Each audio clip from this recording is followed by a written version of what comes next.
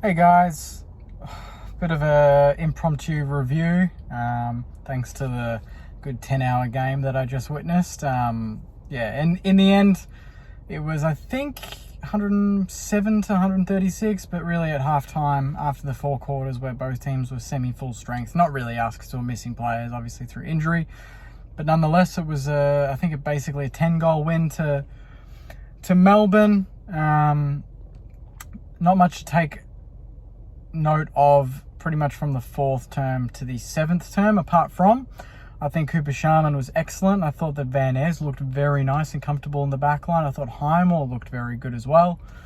Caulfield tried a bit and some came off, some didn't.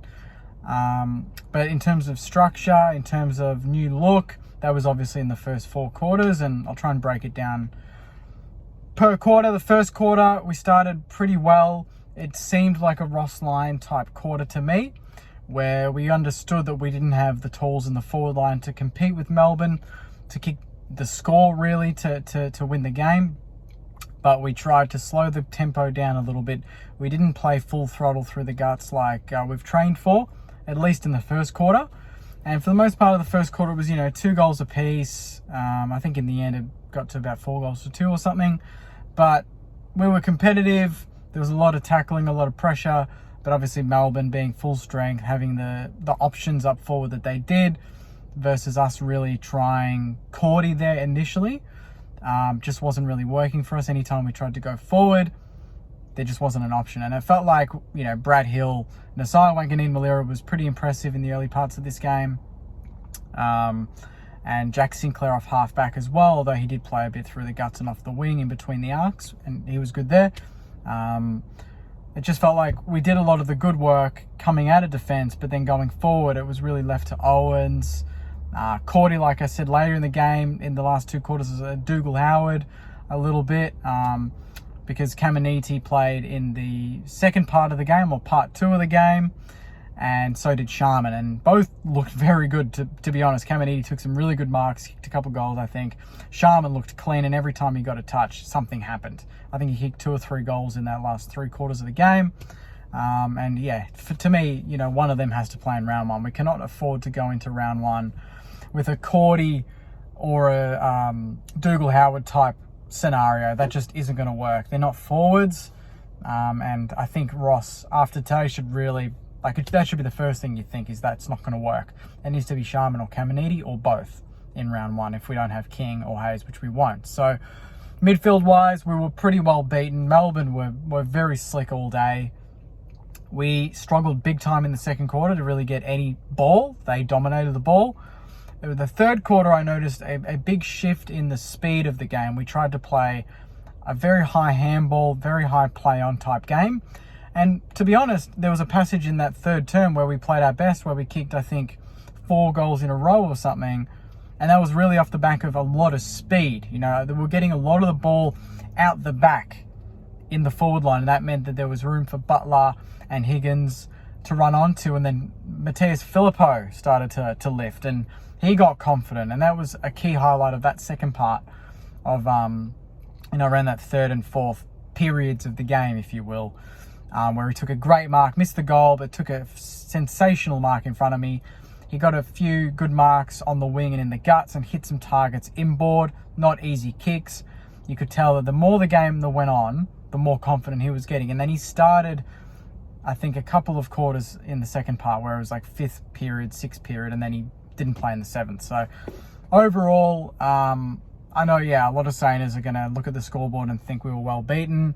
And, that was kind of the tale of the tape, so to speak. But to me, it's a really hard one to judge. First of all, I really think that it was a shocking sort of,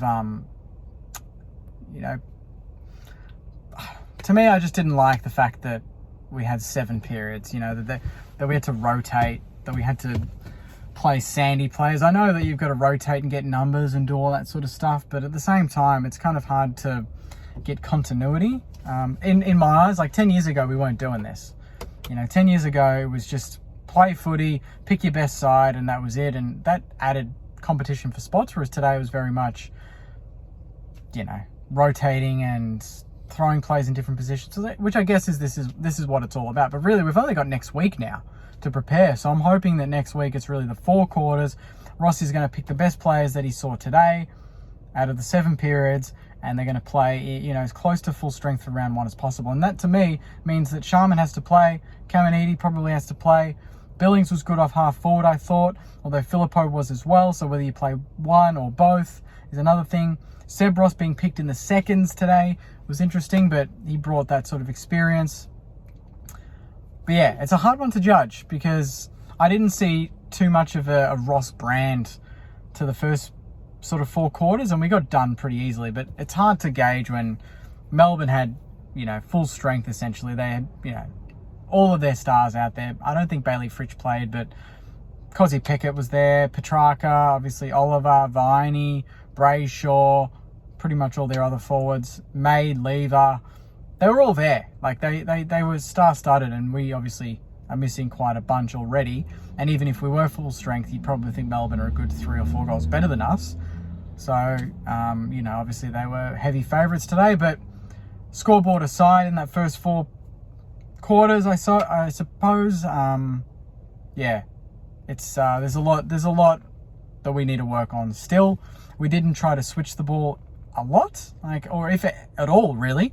We really did play one way football, but in the second period, with a mix of Sandy and the second Saints seniors, we started to switch the ball, and there was a bit more experimentation there, and that worked. But again, Melbourne rested pretty much all of their senior players in that second period, so again, it's very hard to judge.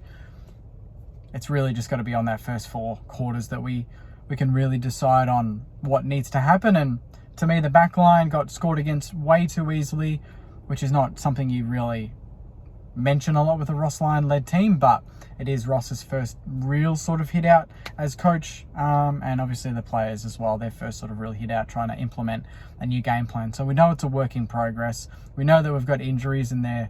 There's just not the most ideal preparation for the season. So I'm going to hold judgment on what I saw today. Obviously, individually, there were players that were good and were players that weren't good, like Ben Patton on a wing, I just don't think worked. Stocker didn't do too much wrong, but he didn't do too much at all, really. He played in the back line. Kel Wilkie was good. Cordy, I still just didn't see enough today to think that he's a round 1 player at all. Dukes has to play in the back line. Brad Hill off a wing was great. Nasiah Wanganeen-Milera was probably one of my highlights. Filippo in his third quarter was a highlight. And Higo and Butler, still a lot left to be desired. So there's still a lot to work on individually, but I'll hold judgment until next Friday. We're back here, RSEA, 4 p.m. I think it is against the Bombers, and hopefully that's more of a conventional game, 4 quarters, pick the strongest team we can, basically what a team for round 1 would be, and let's have a full hit out and then get ready for round 1. So I'd love to hear your thoughts, Sainers. By no means is this a perfect review. This is really just my raw thoughts. I don't like this 7-quarter thing. I don't care what people say. I just don't like it. I just want it to be as close to the real thing as possible. Like in the 7th period, they didn't even have umpires out there. They just had runners with a whistle, just, I don't know. It just bothered me a little bit, but I might be grumpy after losing, even though it's a pracky game. So yeah, next week will be, I guess, a bit more of a serious hit out. So hopefully we can improve in the next week and beat Essendon and then get ready for round 1. So yeah, I'll leave it there, Sainers. Thank you very much for tuning in.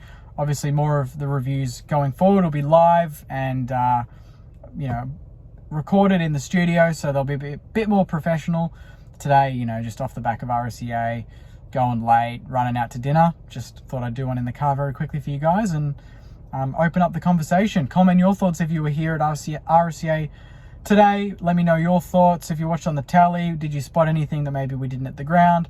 Comment your thoughts and let me know. And most importantly, like, comment, subscribe. And I'll be back next week for some more Saints TV content. But until then, Saints, take care of yourselves. Enjoy the rest of your week and your weekend coming up. And I'll see you next week. Go Saints.